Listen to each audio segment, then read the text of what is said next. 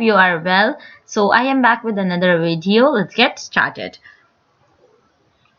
If I want to write this name in this row and as well as this row, and this country name Pakistan I want to write here as well as here. So I have a very simple option, drag and drop, right? Nowadays we all are using only this option, right? But rather than this option, I have a very simple easy trick.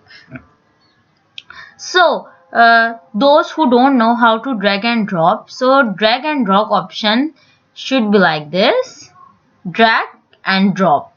But rather than how to do this, I am using a very easy trick. So all kind of data right here at once, instead of doing this again and again, drag drop, right? So just select the data, Ctrl plus G on your keyboard. Then this screen will pop up like this. Click on special, then click on blanks, and then click on OK.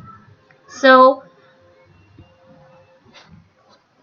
here you write in column or row A3, you write is equals to, select the name Sarah, and then press Ctrl plus enter on your keyboard.